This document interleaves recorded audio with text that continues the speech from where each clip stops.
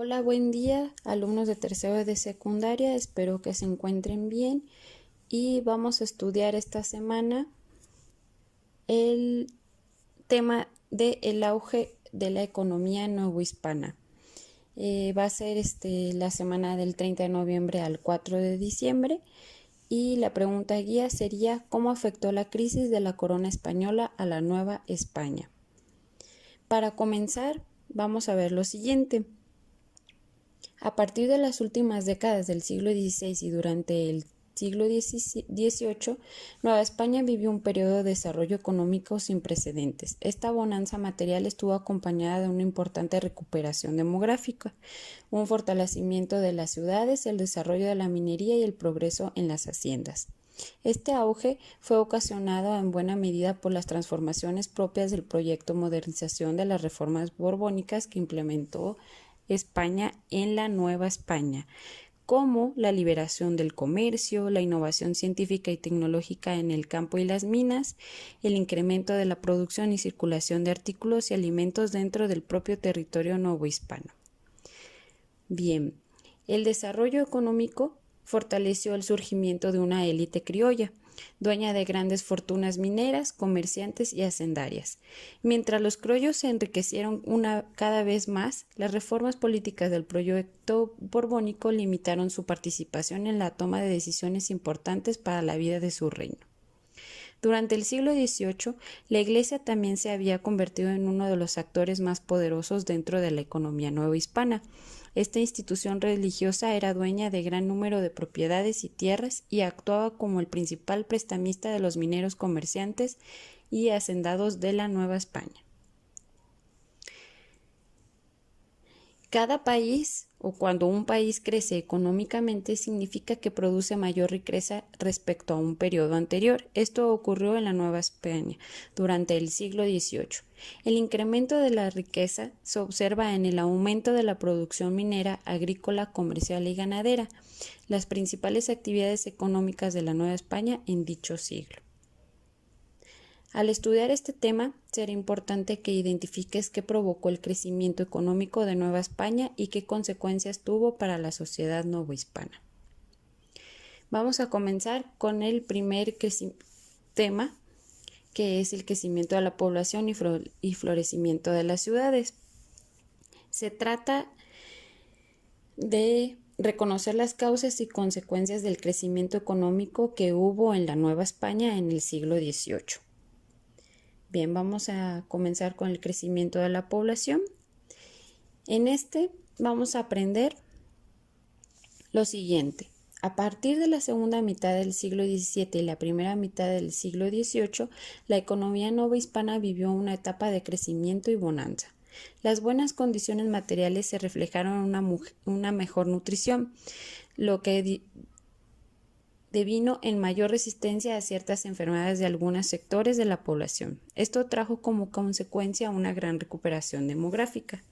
Los procesos de conquista y colonización españolas tuvieron un efecto demoledor en la población indígena al llegar los españoles en la toma de Tenochtitlan. Los historiadores calculan que para 1521, principios del siglo XVI, a la llegada de los españoles a Tenochtitlan, actual Ciudad de México, había 20 millones de indígenas y para el 1580, mediados del siglo XVI, ya solamente había 2 millones de indígenas. Esta tendencia continuó durante el siglo XVI y parte del siglo XVII.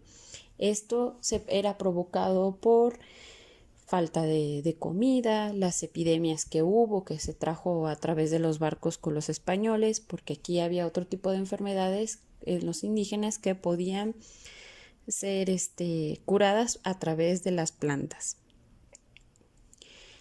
Entonces, la población indígena estuvo a punto de desaparecer en el siglo XVI, pero finalmente se recuperó entre 1646 y 1746, con lo que pasó de 1.300.000 a 2 millones de habitantes. En 1650 la población de españoles era de 126.000 personas, para 1750 se incrementó a 600,000 personas.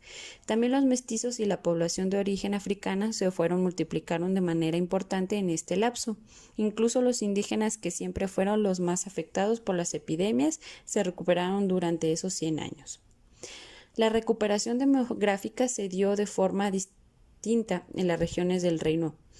Además, no todos los sectores sociales crecieron de modo igual. Para la segunda mitad del siglo XVIII, las intendencias más pobladas fueron las de México, Puebla, Oaxaca, Guadalajara, Michoacán y Mérida. Las del norte y las costas de México permanecieron prácticamente despobladas. Von Humboldt, que fue un geógrafo e historiador, formuló estos cálculos de la población que conformaba la Nueva España en 1810. El 60% eran indígenas, el 22% eran castas, el 2% eran españoles y el 16% eran criollos.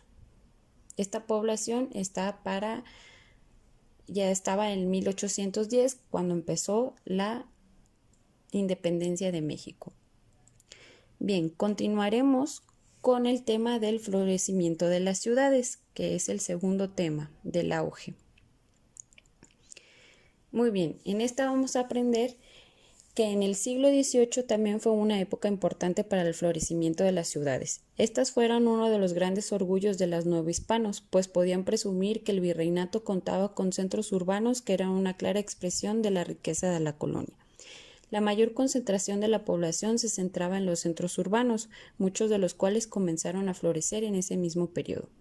Las ciudades más pobladas del reino eran México, Puebla, Guadalajara, Guanajuato y Oaxaca. Todas funcionaban como capitales religiosas, administrativas, culturales o económicas. Las ciudades de la Nueva España se distinguieron por contar grandes palacios y edificios. En ellos había gran número de templos y conventos que albergaban las monjas y los frailes.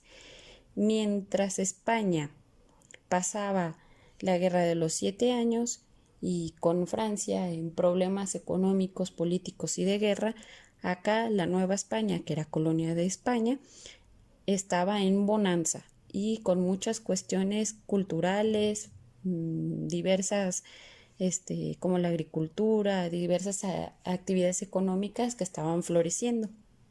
Por eso es que las ciudades empezaron a crecer. Bueno, las calles del centro tenían una traza cuadricular.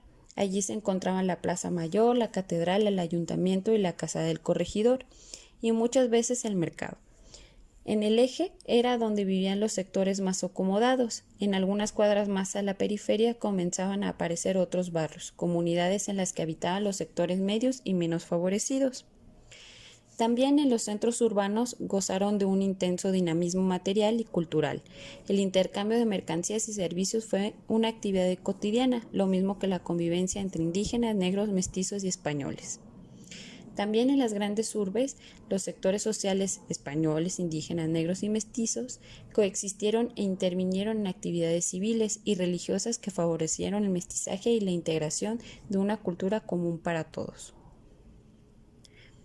Bueno, la Ciudad de México fue la capital política, religiosa y cultural del reino, por lo tanto la urbe más importante de Nueva España. Tenía edificios, sistemas de drenaje, pavimentación y fuentes públicas. La sede religiosa era Puebla de Los Ángeles, que es el actual Puebla, que además fue centro textil, comercial e industrial. Por otro lado, el desarrollo económico que vivió el Bajío a partir de la segunda mitad del siglo XVII también generó la consolidación de centros urbanos muy dinámicos. Guanajuato floreció como centro minero. Querétaro y Valladolid destacaron como centros estudiantiles y culturales. San Miguel del Grande, Celaya y León adquirieron fama por sus actividades comerciales y manufactureras, en tanto Sinaloa, Salamanca e Irapuato crecieron a partir del desarrollo de la producción agrícola en las haciendas y ranchos de sus alrededores. Entonces, todo para esto, el desarrollo económico y cultural de las ciudades novohispanas se reflejó en el crecimiento de su población. Y para concluir, en 1803 la Ciudad de México tenía 129,000 habitantes, Puebla 67,800 personas y Guanajuato 41,000 personas. Oaxaca, 24.400 personas. Espero que estén muy bien y cualquier duda me la hacen hacer por correo.